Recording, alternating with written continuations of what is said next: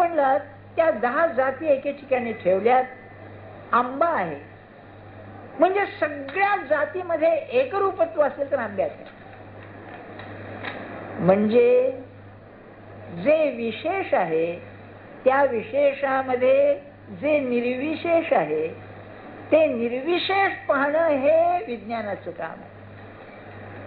The particular and the universal.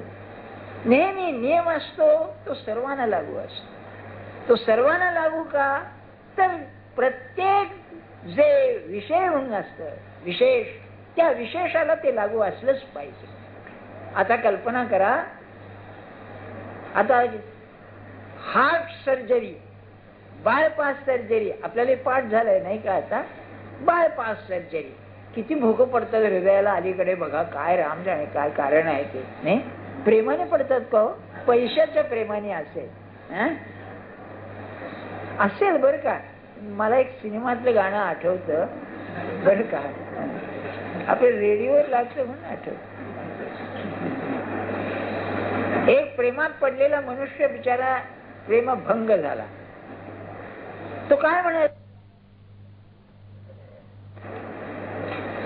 इस दिल के टुकड़े हजार हुए, इस दिल के टुकड़े हजार हुए, कहीं यहाँ गिरा कहीं वहां गिरा.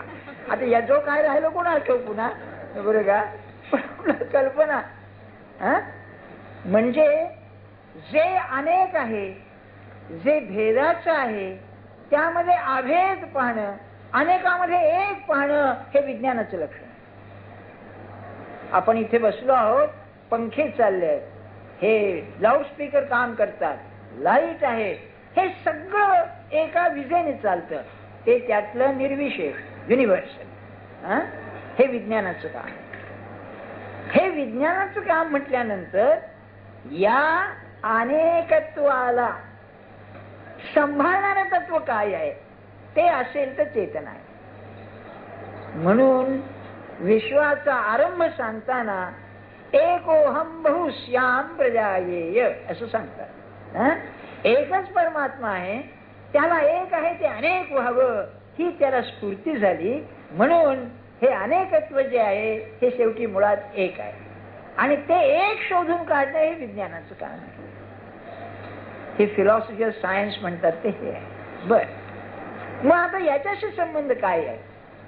याच्याशी संबंध असा ज्ञानेश्वर महाराजांनी दाखवला आहे की म्हणाले हे अनेकत्व जे झालं हे सगळं योजनेनं झालेलं आहे. आपल्याकडे 4 प्रकारच्या योनी सांगितल्या आहेत. योनी म्हणजे जीवाचे प्रकार. जारज, अंडज, स्वेदज आणि जरायुज, 4 प्रकारचे प्राणी आणि 84,000 प्रकार. हे 84,000 कमीच आहेत. आपण की नाही इथे तारापूरवाला म्युझियम मध्ये गेलात का कधी? चर्नी रोडला माशांचं एक हे आहे, स्थान आहे. त्या माशांचे प्रकार जर पाहिले तर आपण आश्चर्य वाटेल. रंग काय त्यांचे, त्यांचे चेहरे काय, त्यांची रचना काय, सगळं विलक्षण बघा. झाडे, वनस्पती, काय त्यांचे प्रकार आपण पाहतो नाही का. याही पेक्षा माणसांचं सांगतो आपल्याला. महाराज म्हणाले कशाला तुम्ही या वनस्पती पाहता, कशाला हे पक्षी आणि पशु पाहता, ते तर विविध आहेतच. माणसांचं पहा म्हणाले. कोट्यवधी माणसं पाहिली आपण, सगळी माणसंच आहेत पण एक एकासारखं नाही. आणि कारण त्याच एक वीक अनोखी पासून कपाळापर्यंत. कोणाचे डोळे कसे, कोणाचं नाक कसं, कोणाचं तोंड कसं, कोणाचे ओठ कसे, काय विविधता. जर अनेक तऱ्हेची विविधता निर्माण करणं हे जर कलावंताचं काम असेल तर परमात्मा हा केवढा कलावंत असला पाहिजे याची विचार करण्याची गोष्ट आहे. तरी पण एकच पुन्हा तुमचं ते हार्टचं ऑपरेशन जर करायचं झालं तर डॉक्टर धरून चालतो की याचं हार्ट तसंच असलं पाहिजे. मध्ये पेपरमध्ये आलं होतं एका माणसाचं हार्ट उजवीकडे होतं, पण हे अपवाद आहे, हा बाकी सगळे डावीकडे. नाही काय असेल मला सांगा. तर ही जी चेतना आहे ही चेतना ज्या वेळेला या विश्वामध्ये प्रगट होते त्यावेळेला 4 प्रकारचे जीव निर्माण करते. मी हे का सांगतोय, ज्ञानेश्वर महाराजांनी टांगसाळीचं मिंटचं उदाहरण घेतलंय. त्यावेळेला मिंट असलं पाहिजे यात शंकाच नाही. तर म्हणाले एका टांगसाळीमध्ये एकाच धातूचे 4 प्रकारची नाणी चालली आहेत आणि ते इतके आहेत की त्या प्रकृतीलाच त्यांचा हिशोब माहिती आहे, माणूस त्याचा हिशोब ठेवू शकणार नाही. बरं का, हे 4 प्रकारचे जीव म्हणजे 4 प्रकारची नाणी आहे. माल मसाला एकच पण प्रकार 4 त्याचे आहेत. बरं का, हे सगळं समजून सांगण्याकरता हा सगळा आता पंडा झाला. आता ओव्या बघा आपण त्यांच्या. बरं का, मागच्या वेळेला कुठे थांबलो आपण, हे आठांची जे साम्य अवस्था ते माझी परम प्रकृती पारता ती नाम व्यवस्था जीवायची. बरं का, आता हे जे सगळं चाललेलं आहे ही चालवणारी जी चेतना आहे ती चेतना कशी आहे, ते जडा ते जीववी जे द्रव्य आहे, जड द्रव्य मॅटर, त्याला चालवणारी कोणी असेल तर चेतना आहे. एक लक्षात ठेवायचे, ज्याला आपण जड म्हणतो ना त्यात सुद्धा चेतना आहे पण ती सुप्त आहे आणि ती जाग करण्याचं सामर्थ्य भगवंताच्या आपल्या भक्ताच्या ठिकाणी असतं. तुम्हाला मागे मी सांगितलं ना त्या कृष्ण प्रेमचं उदाहरण की तुम्ही नैवेद्य दाखवलेला तो कृष्ण खातो, त्यांनी सिद्ध केले त्यामुळे. आणि हे अरविंदांना लिहिलं असताना अरविंदांचं उत्तर आलं त्याला की जो भक्त अत्यंत एकनिष्ठ आणि पवित्र आहे त्याच्याच करता आहे, त्यानेच असं होतं. मूर्तीला घाम येणं, मूर्ती काळी पडणं भक्त गेला असताना या तर पुष्कळ ठिकाणी आपल्याला दिसतात. बरं, मूर्तीचं तेजच नाहीसं होतं भक्त गेल्यानंतर.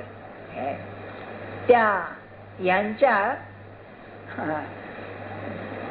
समाधीपाशी असं म्हणतात बा, समर्थांचं जे पंचायतन होतं ना त्या पंचायतनामध्ये जे आनंद मूर्ती होते त्यांची समाधी अशी हालते असं म्हणतात. मला कल्पना नाही पण मला वाटतं ज्ञानेश्वर महाराजांची पालखी जेव्हा निघते त्यावेळेस ते पिंपळ हा हालतो म्हणतात ना, असं काहीतरी सांगतात. असं मी चमत्कार म्हणून सांगत नाहीये बरं का. चेतना ही जडाला चेवविते, जाग करते, एवढंच मला सांगायचं आहे. बरं का, चेतना नसेल तर ते होणार नाही. म्हणून जडा ते चेतवी, चेतने ते चेतन, जडा ते जीववी, चेतने ते चेववी, मना करवी मानवी शोक मोह. मनाला सुद्धा यश अपयशाचं वाईट वाटतं, सुखदुःखाचा जो अनुभव येतो हा सुद्धा चेतनेमुळे येतो.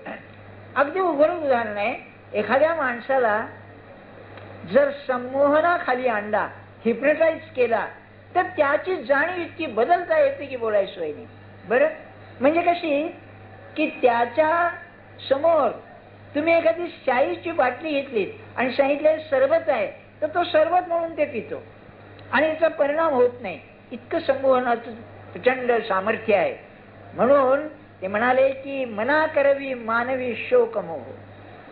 आपल्याला जे दुःख आणि सुख होतं ते सुख दुःख आपल्या मनामुळे होतं आणि परमार्थामध्ये सगळं जर असेल तर मन बदलायचं आहे, दुसरं काही नाही. बरं, ते 2 गोष्टीने होऊ शकेल. एक अत्यंत विचारानं होऊ शकेल किंवा साधनाने होऊ शकेल. विचारानं होणारे ज्ञानमार्गी आणि भगवंतावरती प्रेम करणारे हे भक्त, दोघांचाही मनाचा शेवटी परिणाम तोच होतो. उदाहरण घ्या, तुकाराम बुवांचं जेव्हा बायको आणि मुलगा गेला, बरे झाले देवा निघाले दिवाळे, बरे झाले पोर मेले, बरे झाले देवे माये विरहित केले. बोलायला ठीक आहे हा, पण असं आहे त्या मनाची जी प्रतिक्रिया यायची ती प्रतिक्रियाच बदलून टाकली. अरविंदांचं म्हणणं असं आहे त्यांच्या ग्रंथामध्ये की आपण आमकी गोष्ट सुखाची म्हणतो, आमकी गोष्ट दुःखाची म्हणतो, कारण म्हणले आपल्याला तसं शिकवलंय म्हणून. जर आपण असा अभ्यास केला की दुःखाची गोष्ट ही सुखाची आहे तर तुम्हाला ऍक्च्युअली ती प्रत्यक्ष सुखाची वाटेल, असं त्यांचं म्हणणं बघा. हा प्रयोग कठीणच आहे असं करून घेणं, पण नाही का, पण त्यांचं म्हणणं असं आहे हे मनाचा खेळ आहे, मनाला तुम्ही बदललं ते होऊ शकेल. आणि बुवा त्यांच्या बाबतीत ते खरंच होतं. या सत्पुरुषांच्या बाबतीमध्ये त्यांच्यावरती परिणाम होतच नाही, ही गोष्ट खरीच आहे. परिणाम होत नाही म्हणजे त्यांची प्रतिक्रिया बदलली जाते, हा त्याचा अर्थ आहे. बर, मग पै बुद्धीच्या अंगी जाणणे, जे जे जवळिकेचे करणे, जे अहंकाराचे विंदाणे जगची धरिले. बुद्धीचे काम करते, त्या काम करण्याच्या मागे शक्ती असेल तर ही चेतना आहे, जीवरूपी चेतना. आणि दुसरं, ज्याच्या सामर्थ्यानं अहंकार नाचतो, हा सुद्धा त्या चेतनेचाच खेळ आहे. आणि आता मी सांगितलं ना की मन बदलणं, अहंकाराचं सुद्धा रूप बदलायचंय. ते काय बदलायचंय की हा जो मी आहे, हा मी शेवटी तो मी होतो. महाराजांचे शब्द फार छान आहेत. हा थोरला मी आणि धाकटा मी, मागच्या रविवारी मी उल्लेख केला होता. धाकट्या मीला थोरला मी बनवणं हाच परमार्थ आहे. बर, 1-2 मिनिटं सांगतो. मी आरंभी सांगितलं 7वा अध्याय सुरुवात करताना गीतेचं तत्वज्ञान येऊ लागलंय आता 7व्या आणि 8व्या अध्यायामध्ये. तेव्हा ह्या उकाड्यात आणखी तो उकाडा आहे थोडासा, पण काय करणार, 10च्या पुढे काय मी ताणणार नाही तुम्हाला. असं आहे बघा, मुंडक उपनिषदामध्ये एक मंत्र आहे, द्वा सुपर्णा सयुजा सखाया. याचा उल्लेख केलाय मी आपल्याला. 2 म्हणले, एका झाडावर 2 पक्षी आहेत. हा देह, हा हे आपलं झाड, त्यावरती 2 पक्षी आहेत. एक पक्षी नुसतं साक्षीत्वानं पाहतो आणि दुसरा पक्षी म्हणले त्याचं फळ खातो, तो सुख दुःख भोगतो. बर, याचा अर्थ काय, एक जीव आहे आणि एक शिव आहे. शिव म्हणजे ईश्वर, तो थोरला मी, तो आत्मस्वरूप. गीता सांगते ईश्वराच्या अस्तित्वाची खूण माणसाच्या हृदयामध्ये जो कोणी मी म्हणून राहतो ते माझं स्वरूप आहे. ईश्वर सर्वभूतानां हृदयेषु तिष्ठति. बरं का, तो जर असं आहे की हा खरा मी किंवा मोठा मी हा माझ्या हृदयामध्ये आहे, तर तो नुसता पाहतो साक्षीत्वान आहे आणि सगळं सुख दुःख भोगतो, हा जीव भोगतो.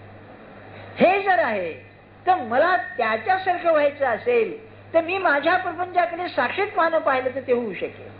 म्हणून मागच्या रविवारी आपल्याला काय विषय सांगितला की तो करता आहे ही भावना ठेवून जर आपल्या जीवनाकडे आपण बघितलं तर सुख दुःख राहणार नाही. त्याची इच्छा हे म्हणणं. बरं का, इतकंच नव्हे, नाथ असं म्हणतायत, ठेविले अनंते तैसेची राहावे, हे जसं जैशी स्थिती आहे तैशा परी राहे. कौतुक ते पाहे संचिताचे. वा, काय खेळ चाललाय माझ्या जीवनाशी, परमात्मा काय खेळ खेळतोय, ही भावना येईल, गेम म्हणून येईल. याचं एक उत्तम उदाहरण सांगतो, कसं होऊ शकतं माणसाला. लोकमान्य युरोप गेले होते ना, इंग्लंडला गेले होते चिरोल केस करता. त्यांचा की नाही तोपर्यंत ब्रिटिश न्याय संस्थेवरती फार विश्वास होता. ऐकण्यासारखं आहे बरं का, फार संस्था. आणि ही गोष्ट खरी आहे. युरोप आणि अमेरिकेमधल्या बंडखोर व्यक्तींना इंग्लंडला आश्रय दिलेला आहे. लाला लजपतराय होते ना, हिंदुस्थानामधून त्यांना हद्दपार केल्यानंतर इंग्लंडमध्ये जाऊन राहिले होते. लेनिनला रशियामधून हाकलून दिल्यानंतर तो इंग्लंडमध्ये येऊन राहिला होता. आणि आपल्याला माहिती असेल की दोघंही, महात्मा गांधी आणि लेनिन, हे एकाच वेळी रोज ब्रिटिश म्युझियम मध्ये, लायब्ररीमध्ये अभ्यासाला जात असत.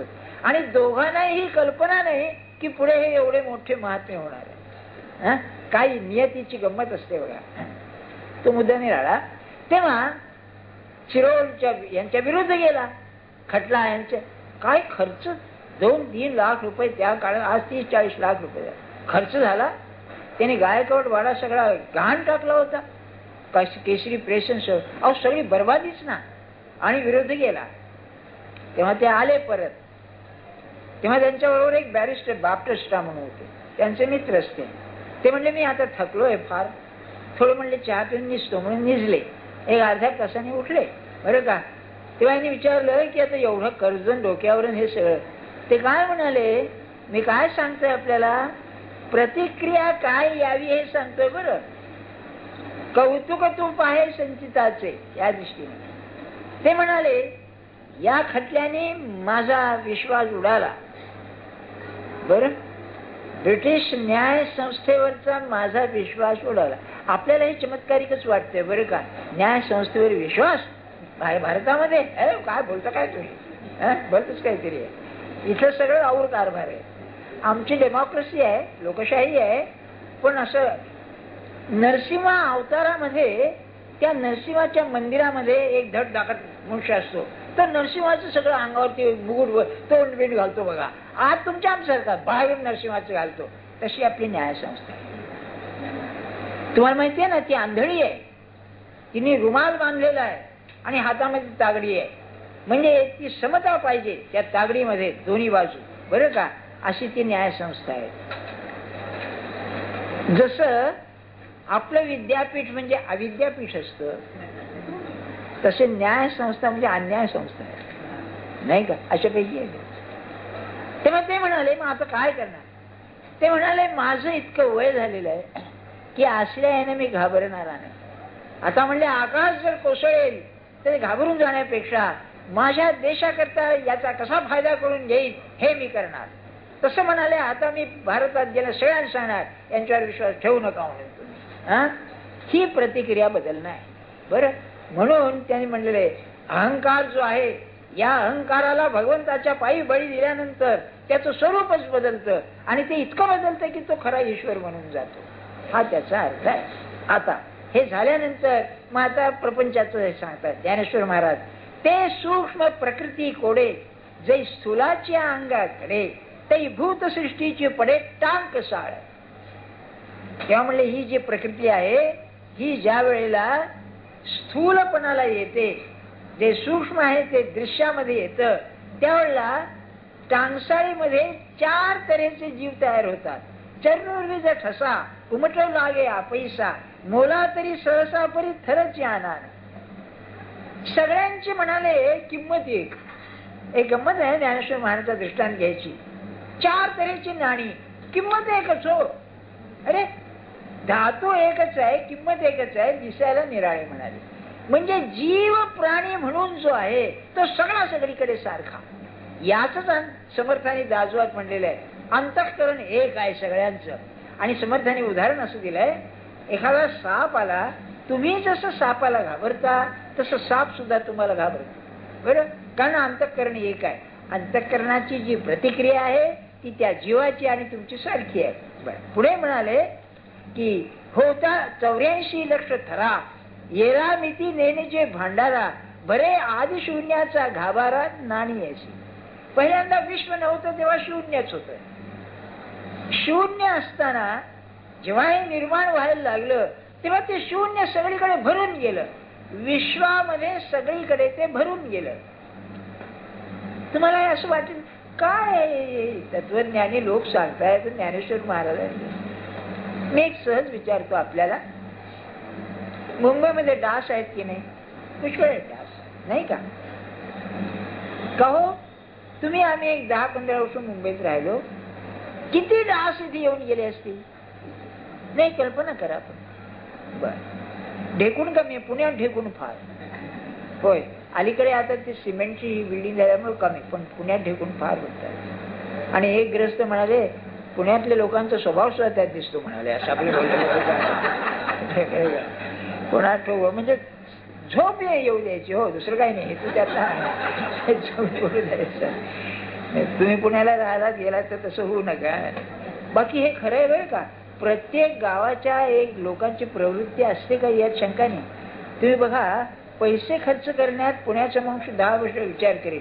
मुंबईचा मनुष्य सहज एखादं वर्तमानपत्र घेईल, सहज फुटाणे घेईल, काही घेईल, त्याला पैशाची परवा नसते. इथे पैशाचा व्यवहार फार सरळ पुष्कळ आहे जास्त, बरं का. म्हणून पैसे गोळा करायला कोणी येतो तो मुंबईतच येतो, पुण्यात फार जात नाही. तुम्ही कोणी पुण्याचे असला तर माझ्यावर रागावू नका, मी मूळचं पुण्याचंच आहे बाबा. आणि मुंबईत येऊन सुधारलो नाही, आहे तसंच आहे. सांगण्याचा हेतू काय माझा की काय अनंत आहे विश्व हे. थोडं विचार करा. अलीकडे काय होतं बघा, विमानाने फुलं मुंबईला येतात. हो, गुलाब काय, मोगरा काय, म्हणजे तिथून सकाळी निघेल की 2 तासात तिथे ते येतात, बरं का. लोक आणताना म्हणा एवढं उत्तम फुलं आणता कुठून तुम्ही? मुंबईच्या फुलांना एवढा वास नाही. बाहेरच्या फुलांना केवढा वास असतो. ते सांगितलं हे विमानाने येतात. सहज माझ्या मनात आलं, त्यांना विचारलं मी, म्हणलं मग किती टोकऱ्या येतात दिवसातून? म्हणले 1000 टोकऱ्या येतात फुलांच्या विमानाने. एकदम अशाने 1000 टोकऱ्या आहेत. अरे 1000 टोकऱ्या येतात? खरंच तुम्ही मला सांगा, फुलांची गणती जर आपण केली तर किती होईल? दर सीझन मध्ये एवढी फुलं? काय एका शहरामध्ये, विश्वामध्ये काय असेल? म्हणून ज्ञानेश्वर महाराज म्हणाले की येरा मिती नेणजे अपार. अरे किती मोजाल तुम्ही? काय आहे हे सगळं? त्याचा हिशोब मात्र बरोबर प्रकृती जवळ असतो. काय असेल मला सांगा?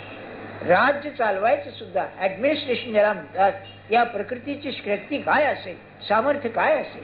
म्हणून राम करता याचा अर्थ असा की त्याची शक्ती असेल, तो चालवतोय, नाही का? आता बघा, दुसराही मी तुम्हाला विचारतो. मागच्या रविवारी मी म्हटलं ना की अलीकडचे शब्द झाले ॲलर्जी आणि इन्फेक्शन, नाही का? मी आपल्याला सांगितलं ना. आता समजा एक तुम्ही कल्पना करा, किंवा एखादा मनुष्य आहे आणि त्याला ही बाधा झाली आहे काहीतरी. त्यानेच असा विचार केला की माझ्या शरीरामध्ये हे जे दोष आहेत हे किती माणसामध्ये आहेत? इतके दवाखाने आहेत, इतके डॉक्टर आहेत, तरी ॲलर्जी काही नाहीशी होत नाही, इन्फेक्शन काही संपत नाही. किती अनंत आहे. बस कोणाला कशाने झालं, कोणाला कशाने झालं, कोणाला कशाने झालं, हे सगळं बरोबर बरोबर होत चाललंय. ही करणारी शक्ती तरी काय आहे, नाही का? एखादं मुंबई सारखं शहर, खूप लोक यायला लागले तर पाण्याची टंचाई होते. इथे एवढा विश्वाचा कारभार अनेक वर्ष युगानयुग चालायचा. काय असेल त्याचं सामर्थ्य? त्याच्यामध्ये मी जन्माला आल्यानंतर मी अमकं करीन हे वेडेपणच आहे. तो अहंकार त्याला जर दिला तर प्रकृतीची शक्ती त्याला येते. महाराज म्हणाले राज्य मिळवण्याचे 2 प्रकार आहेत. एक बंड करून, मग त्यामध्ये हाही दुःख भोगेल, पण राजाच्या पोटी जन्माला जर तो आला तर कष्ट न करता जसं राज्यावर बसतो तसं हे जर डोळ्यासमोर राहिलं, हा अवाढव्य कारभार सगळा, तर माणूस आधी पहिल्यांदा लीन होईल. आणि लीन झाल्यानंतर जे जे काही घडेल त्याचा संदर्भ लागेल. राम करतायचा अर्थ हा आहे. म्हणून समर्थाने म्हटलेलं आहे ना, दाजो संपवताना, सकल करणे जगदीशाचे आणि कवित्व काय माणसाचे.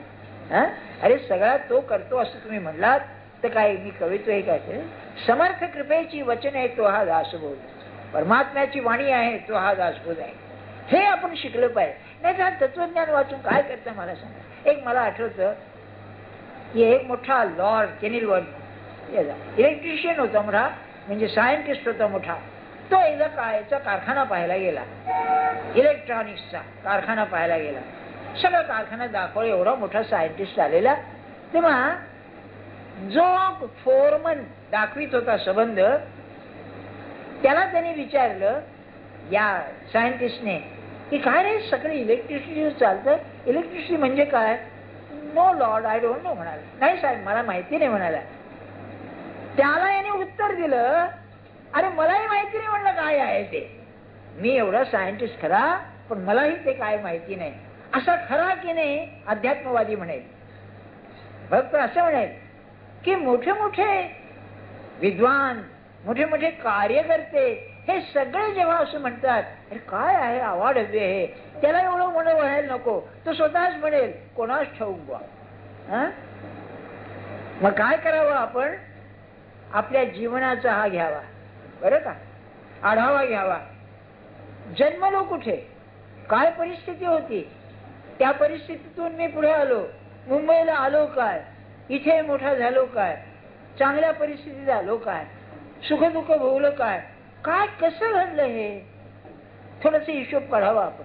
असं दिसेल काय पुष्कळ असं होतं.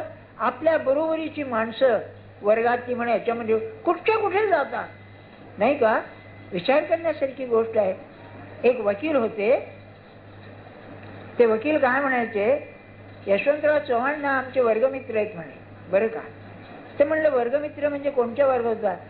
दुसरी तिसरी पण आम्ही एकत्र होतो म्हणाले. हे पुढे पण प्रधान झाले, मुख्य प्रधान झाले, हे आपले वकीलच राहिले आणि ते बेताचेच वकील राहिले. सांगण्याचं हेतू काय होतं, हे कसं होतं, हे याच्यावरून शिकलं पाहिजे. आईसे एक तुके पांचभौतिक पडती बहुविष टाक, मग तिथे समृद्धीचे लेख प्रकृतीची धरी. असे इतके सगळे जीव निर्माण होतात पाहिल्यानंतर त्यांचा हिशोब ठेवण्याचं काम प्रकृतीच करते, बाकी नाही. जे आखून नाणे विस्तारी पाठी तयाची आटणी करी, माझी कर्माची या व्यवहारी प्रवर्तू जावी. काय करते प्रकृती? पहिल्यांदा निर्माण करते. बर, आधी धातू तयार करणं, मग त्याची नाणी तयार करणं आणि मग त्यांच्या निर्णाळी कर्म त्यांना लावून देणं. मग म्हणाले हे रूपक परी असो, माझं तिथे सांग, हे रूपक पुरे म्हणाले ज्ञानाचं. सांग उघड जाईये परियेसो, तरी नामरूपाचा अतिसो प्रकृतीच कीजे. तर खरं आहे बुवा, काय शिकायचं यातून? जे आपलं नामरूप आहे हे सगळं जे आहे ती करते आहे. बाबा पुन्हा पुन्हा सांगतो, ज्ञानेश्वर महाराजांनी मर्मावरती बोट ठेवलेला आहे. माझ्या जीवनात जन्मापासून मरेपर्यंत जे जे घडायचं आहे ते प्रकृतीच्या शक्तीने घडत आहे, ती घडवते आहे. याला भान पाहिजे सारखं. हे घड्याळ थोडं पुढे आहे बरं का, आपल्या घड्याळाप्रमाणे 1 मिनिट अवकाश आहे. नाही, मला तुमच्या याची कल्पना आहे. आम्हाला घंटेची सवय आहे ना, घंटा झाली की थांबायचं नाही का. पण परीक्षा आली की 2 मिनिटं थांबा, संपवते एवढे म्हणा. नाही, खरं बघा किती म्हणाले, प्रकृती तो माझ्या ठाई. मग जीव कसा आहे ते सांगतात. जीव हा बिंब आहे. मग काय आपल्याला शिकायचं इथून? काय सांगायचं इथून? आहे या जगात सगळी शक्ती काम करते, सगळीकडे शक्ती काम करते. जर शक्ती काम करते तर मी त्या शक्तीच्या पुढे काय आहे? एवढा प्रचंड आवाढ हवे कारभार जी शक्ती चालवते, विश्व चालवते. समजा तुमचं एक दुकान आहे. एक परवा मला ग्रस्त आले, मी म्हणाले याचं दुकान काढणार, इस्त्रीचं दुकान काढतो म्हणाले. कळलं मला ते रिटायर व्हायचे जवळ आले दिवस बरं का. त्या कांदिवलीच्या त्या बाजूला कुठेतरी काढणार आहे, थोडं भांडवल आहे, काढतो म्हणाले. का? मी सहज विचारलं इस्त्रीची किती दुकान आहेत? ऐकण्यासारखं आहे बरं, साधी गोष्ट आहे. किती दुकान आहेत? 2-4 आहेत म्हणाले. म्हणजे वस्ती वाढते आहे, तुम्ही दुकान काढणार, तुम्हाला चालेल याची खात्री आहे का? ते काय म्हणाले, मला फार आश्चर्य वाटलं. अहो म्हणाले मुंबईत रोज इतकी माणसं येत आहेत आणि प्रत्येकाला अलीकडे इस्त्रीशिवाय चालत नाही. इतक्या लोकात माझं चालेलच म्हणाले. बरं का? मी म्हणलं ही श्रद्धा कशी ठेवता तुम्ही, नाही का?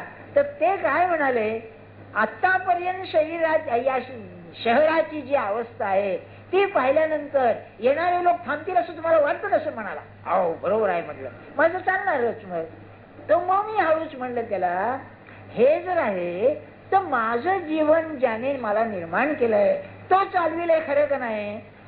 तुमची कल्पना नाही ठसत म्हणले मला. हा कसं माणसाचं आहे बघा. अरे तू व्यवहारात दाखवतोस ना, मला कमी पडणारच नाही. मग तुझं चाललंय ते काय तू चालवतोस सगळं, ते ज्ञानेश्वर महाराजांना सांगायचं. प्रकृतीच कीजे, नामरूपाचा अतिशय प्रकृतीच कीजे, हे झालं पाहिजे. याला वेगळेपणाने पाहणे म्हणजे परमात्मा होणार. की माझ्या देहाकडे मला वेगळेपणाने पाहता आलं, कमाल झाली त्याची, बस. नाही, आणि ते व्हायला ज्याच्या जवळ वेगळेपणाने पाहण्याची शक्ती आहे त्या परमात्म्याचं स्मरण पाहिजे. की त्याच्या इच्छेने चाललाय, त्याच्या शक्तीने चाललाय, हे व्हायला त्याचं स्मरण सारखं ठेवलं. बरोबर आहे, त्याने मला इथपर्यंत आणलंय ना, तो मला वर नेईल नाही तर खाली नेईल, त्याचा खेळ आहे हा. आणि तो कसा आहे, त्याला तुमचं नुकसान करणं शक्यच नाही. तुम्ही त्याच्या पोटचे पोरं आहात, असं काय करता? जर तो आहे तर कसं हे करेल? मोठा सर्जन जसं आपल्या मुलाचं ऑपरेशन करताना